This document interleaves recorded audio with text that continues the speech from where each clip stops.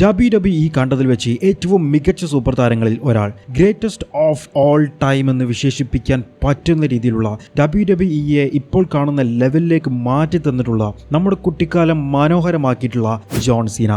ഈ ജോൺ സീനയുടെ വിരമിക്കൽ സമയമായിരിക്കുകയാണ്. December 13, 2025 John Cena തന്റെ റെസ്ലിംഗ് കരിയറിൽ നിന്നും വിരമിക്കാൻ വേണ്ടി പോവുകയാണ്. ഈ വീഡിയോ നിങ്ങൾ അതിനുശേഷമാണ് കാണുന്നത് എന്നുണ്ടെങ്കിൽ ജോൺ സീനയുടെ വിരമിക്കലും കഴിഞ്ഞിട്ടുണ്ടായിരിക്കും. അപ്പം നമുക്ക് ഏറ്റവും നല്ല ഓർമ്മകൾ തന്നിട്ടുള്ള ജോൺ സീനയുടെ കരിയറിൽ നടന്നിട്ടുള്ള ഏറ്റവും ബ്യൂട്ടിഫുൾ കിഡിലൻ WWE മൊമെന്റുകൾ ഏതൊക്കെയാണ് എന്നുള്ളത് നമുക്കൊന്ന് നോക്കിയാലോ. ജോൺ സീനയുടെ പ്രൊഫഷണൽ റെസ്ലിംഗ് കരിയറിനെ കുറിച്ചിട്ടുള്ള ഒരു ഫുൾ സ്റ്റോറിയാണ് നമ്മൾ ഇന്ന് നോക്കാൻ വേണ്ടി പോകുന്നത്.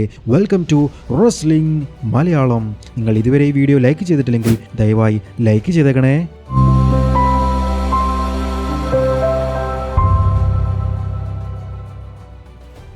ഒരു ബോഡി ബിൽഡറായിട്ട് തുടങ്ങിയിട്ട് സൂപ്പർ സ്റ്റാറിലേക്കുള്ള പോക്കായിരുന്നു ജോൺ സീനയുടേതായിട്ട് നമ്മൾ കണ്ടിട്ടുണ്ടായിരുന്നത്. ഏകദേശം 20 വർഷക്കാലത്തോളമുള്ള അദ്ദേഹത്തിൻ്റെ സ്റ്റോറിയുണ്ട് നമുക്ക് പറയാൻ വേണ്ടിയിട്ട്. ഈ ഒരു 20 വർഷക്കാലവും അദ്ദേഹം WWEക്ക് വേണ്ടി ചെയ്തു തന്നിട്ടുള്ള കാര്യങ്ങൾ ഒരുപാടാണ്. നമ്മളിൽ ഭൂരിഭാഗം പേരും WWE കണ്ടു തുടങ്ങിയ സമയത്ത് ജോൺ സീന അവിടെ ഉണ്ടായിരുന്നു. ഇപ്പോഴും സീന അവിടെ മത്സരിക്കുന്നുണ്ട്. അദ്ദേഹത്തിൻ്റെ കരിയർ സ്റ്റാർട്ട് ചെയ്തിട്ടുണ്ടായിരുന്നത് ബോഡി ബിൽഡറായിട്ടായിരുന്നു. അൾട്ടിമേറ്റ് പ്രോ റെസ്ലിംഗ് എന്ന് പറഞ്ഞിട്ടുണ്ടായിരുന്ന UPWയിലായിരുന്നു അദ്ദേഹം ആദ്യം പോയിട്ടുണ്ടായിരുന്നത്. അവിടെ ഒരു പ്രോട്ടോടൈപ്പ് എന്ന് പറഞ്ഞിട്ടുണ്ടായിരുന്ന ഒരു ക്യാരക്ടറായിരുന്നു ചെയ്തത്. പ്രോട്ടോടൈപ്പ് എന്ന് പറഞ്ഞു കഴിഞ്ഞാൽ ഒരു പകുതി ഹ്യൂമണും പകുതി റോബോട്ടുമായിട്ട് വർക്ക് ചെയ്യുന്ന രീതിയിലുള്ള ഒരു ഡിഫറൻറ്റ് ടൈപ്പ് ക്യാരക്ടറായിരുന്നു അദ്ദേഹം ചെയ്തത്. 2001 WWEയുമായിട്ടുള്ള കരാർ അദ്ദേഹം എഴുതിയിട്ടുണ്ടായിരുന്നതും ഓഹിയോ വാലി റെസ്ലിംഗ് എന്ന് പറഞ്ഞിട്ടുള്ള ഇപ്പോഴത്തെ NXT പോലെ പണ്ട് ട്രെയിനിങ് കൊടുത്തിട്ടുണ്ടായിരുന്ന ഒരു ഷോ ആയിരുന്നു ഈ ഒരു OVW. അന്ന് ജോൺ സീനയുടെ കൂടെ ഉണ്ടായിരുന്നവർ ആരൊക്കെയാണെന്ന് അറിയാമോ? Brock Lesnar, Batista, Randy Orton എന്നിവരെല്ലാവരും തന്നെയായിരുന്നു. ഈ OVWയിൽ വർക്ക് ചെയ്യുന്ന സമയത്ത് അവിടെ ഹെവി വെയ്റ്റ് ചാമ്പ്യൻഷിപ്പും ജോൺ സീന വിജയിച്ചിട്ടുണ്ടായിരുന്നു.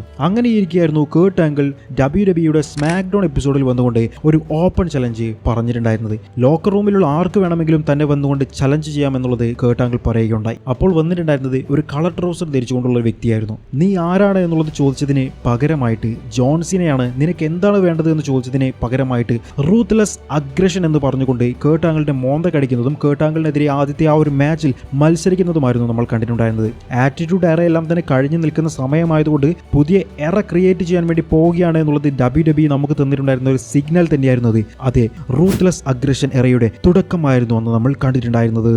പക്ഷേ ആ ഒരു തുടങ്ങിയതിന്റെ ഹൈപ്പ് എല്ലാ കാലവും നിലനിർത്താൻ വേണ്ടിയിട്ട് ജോൺ സീനക്ക് കഴിഞ്ഞിട്ടില്ലായിരുന്നു.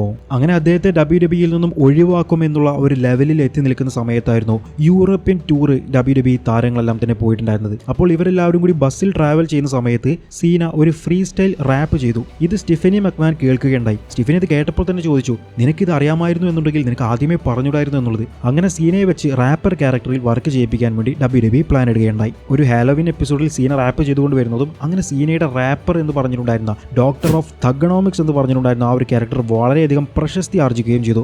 അദ്ദേഹം ഒരു വില്ലൻ ക്യാരക്ടറായിട്ടായിരുന്നു അന്ന് വർക്ക് ചെയ്തിട്ടുണ്ടായിരുന്നത് എന്നുണ്ടെങ്കിലും ഫാൻസിന് മുഴുവൻ ഈ ഒരു റാപ്പ് ചെയ്ത് ബാക്കിയുള്ള സൂപ്പർ താരങ്ങളെ ട്രോൾ എന്ന ജോൺ സീനയെ ഇഷ്ടപ്പെട്ടു.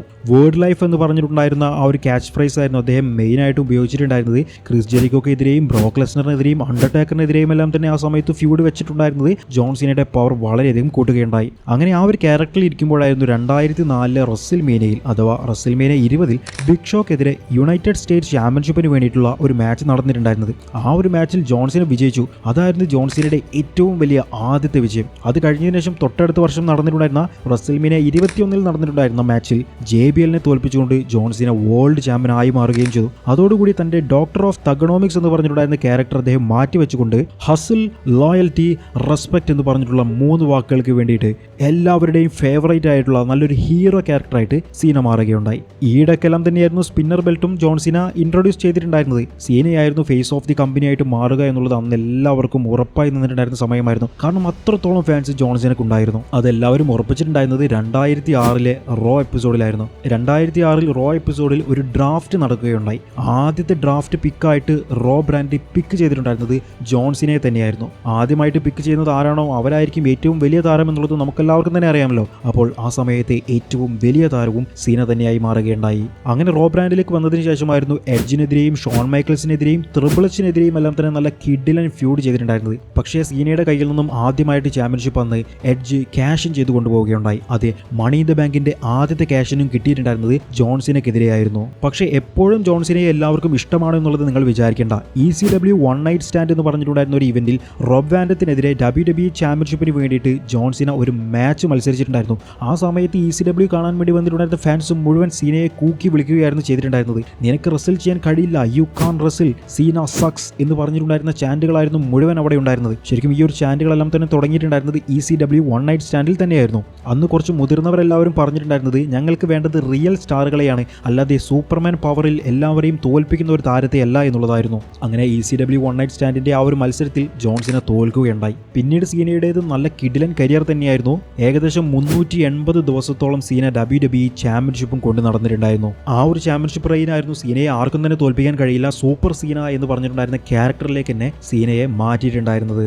പക്ഷേ ആ ഇടയ്ക്ക് സീനയ്ക്ക് ഒരു ഇഞ്ചുറി പറ്റുകയും അദ്ദേഹത്തിന്റെ ചാമ്പ്യൻഷിപ്പ് റിലിംഗ്വിഷ് ചെയ്തുകൊണ്ട് WWEയിൽ നിന്നും മാറി നിൽക്കേണ്ടി വരികയും ചെയ്തിട്ടുണ്ടായിരുന്നു. പക്ഷേ 2008 റോയൽ റംബിളിൽ എല്ലാവരെയും ഞെട്ടിച്ചുകൊണ്ട് 30ാമത്തെ നമ്പറായി വന്നുകൊണ്ട് ഒരു കിഡിലൻ റിട്ടേൺ ആയിരുന്നു ജോൺ സീന നടത്തിയത്. മാഡിസൺ സ്ക്വയർ ഗാർഡനിൽ നിന്ന് വിറക്കുകയായിരുന്നു ജോൺ സീനയുടെ റിട്ടേണിന്റെ മൂലം.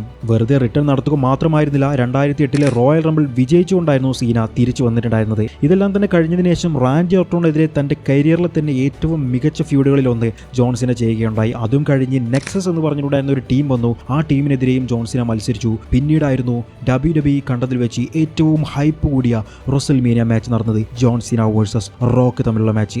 Once in a lifetime എന്ന് പറഞ്ഞിട്ടായിരുന്നു ആ ഒരു മാച്ച് നടന്നിട്ടുണ്ടായിരുന്നത്. ഇനി ഒരിക്കലും നടക്കില്ല, ആകെ ഒരൊറ്റ തവണ മാത്രമേ ഈ ഒരു മാച്ച് നിങ്ങൾക്ക് കാണാൻ സാധിക്കുകയുള്ളൂ എന്ന് പറഞ്ഞുകൊണ്ട് റെസൽമേനിയ 28 ഇവർ തമ്മിൽ ഏറ്റുമുട്ടിയിട്ടുണ്ടായിരുന്നത്. ഒരു വർഷം മുൻപേ തന്നെ WWE ഈ ഒരു മാച്ച് കൺഫേം ചെയ്യുകയുണ്ടായി. അങ്ങനെ ഒരു വർഷത്തെ പ്ലാൻ കൊണ്ടായിരുന്നു ആ ഒരു മാച്ച് നടന്നതും സീന ആ ഒരു മാച്ചിൽ തോറ്റുപോയിട്ടുണ്ടായിരുന്നതും. പക്ഷെ കഴിഞ്ഞില്ല. Once in a lifetime match എന്ന് പറഞ്ഞ് നടത്തിയിട്ടുണ്ടായിരുന്ന മാച്ച് ഒരു തവണ കൂടി നടത്തി റെസൽമേനിയ 29 വീണ്ടും റോക്കിനെതിരെ മത്സരിച്ച് ജോൺ സീന തന്റെ പ്രതികാരം തീർക്കുകയുണ്ടായി. അതിനുശേഷം 2011 CM പങ്കിനെതിരെ ഒരു കിഡിലൻ ഫ്യൂഡ് ജോൺ സീന ചെയ്തു. 2011 മണി ഇൻ ദ ബാങ്കിൽ ജോൺ സീനക്ക് മത്സരിക്കാൻ അറിയില്ല, സ്റ്റോറി ലൈൻ മാത്രമേ ചെയ്യാൻ അറിയുകയുള്ളൂ എന്നുള്ളവരുടെ അണ്ണാക്കിലിട്ടിട്ടുള്ള അടിയായിരുന്നു നമ്മൾ കണ്ടിട്ടുണ്ടായിരുന്നത്. ആ ലെവലിലുള്ള ഒരു 5 സ്റ്റാർ മാച്ചായിരുന്നു CM പങ്ക് വേഴ്സസ് ജോൺ സീന തമ്മിൽ നടന്നത്.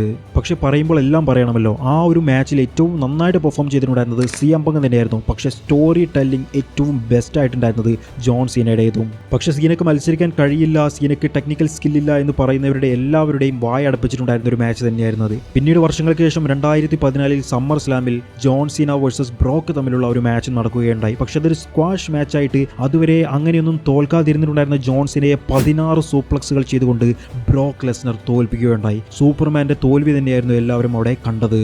അങ്ങനെ ഒരുപാട് തോൽവികളെല്ലാം തന്നെ കിട്ടിയതിനു ശേഷം പിന്നീട് ജോൺ സീന എടുത്തിട്ടുണ്ടായിരുന്ന ഏറ്റവും വലിയ ഒരു തീരുമാനം തന്നെയായിരുന്നു 2015 US ഓപ്പൺ ചലഞ്ച്. അതായത് താൻ യുണൈറ്റഡ് സ്റ്റേറ്റ് ചാമ്പ്യനായിട്ട് വീണ്ടും മാറിയതിനു ശേഷം എല്ലാ ആഴ്ചയിലും വന്നിട്ട് ഓരോരോ താരങ്ങൾക്കെതിരെ ജോൺ സീന മത്സരിക്കും. അതിൽ ടെക്നിക്കൽ സ്കില്ല് മാത്രമേ ഉണ്ടായിരുന്നുള്ളൂ, ഒരു സ്റ്റോറി ലൈനും ഇല്ലാത്ത രീതിയിലുള്ള കഥയായിരുന്നു ഉണ്ടായിരുന്നത്. ജോൺ സീനയുടെ നല്ല കിഡിലൻ മാച്ച് തന്നെയായിരുന്നു നടന്നിട്ടുണ്ടായിരുന്നത്. അദ്ദേഹത്തിന്റെ കരിയറിൽ വെച്ചിട്ട് ഏറ്റവും മികച്ച ടെക്നിക്കൽ മാച്ചുകൾ നടന്നിട്ടുണ്ടായിരുന്നതും ഈ ഒരു US ഓപ്പൺ ചലഞ്ചിൽ തന്നെയായിരുന്നു. അന്ന് സീന മത്സരിച്ചിട്ടുണ്ടായിരുന്നത് Sami Zayn, Kevin Owens, Neville എന്നിവർക്കൊക്കെ എതിരെയായിരുന്നു. കെവിൻ ഓവൻസ് വേഴ്സസ് സീന തമ്മിലുള്ള മാച്ചിൽ കെവിൻ ഓവൻസിനെ വിജയിപ്പിക്കുകയും ചെയ്തിട്ടുണ്ടായിരുന്നു. ഒരിക്കലും വിചാരിച്ചതല്ല NXTയിൽ നിന്നും വന്നിട്ടുള്ള ഒരു താരം ജോൺ സീനയെ പോലെയുള്ള വലിയ താരത്തെ തോൽപ്പിക്കുമെന്നുള്ളത്. പക്ഷേ സീന അതിനും മുതിർന്നിട്ടുണ്ടായിരുന്നു. പുതിയ താരങ്ങളെ എല്ലാം തന്നെ സീന കുഴിച്ചു മൂടാൻ വേണ്ടി ശ്രമിക്കുകയാണ്, അവരെ നശിപ്പിക്കുകയാണെന്ന് പറഞ്ഞിട്ടുണ്ടായിരുന്നവർക്ക് കിട്ടിയിട്ടുണ്ടായിരുന്ന ഏറ്റവും വലിയൊരു തിരിച്ചടിയായിരുന്നു കെവിൻ ഓവൻസിന്റെ വിജയം. പക്ഷേ അവിടെ കൊണ്ടും തീർന്നില്ല.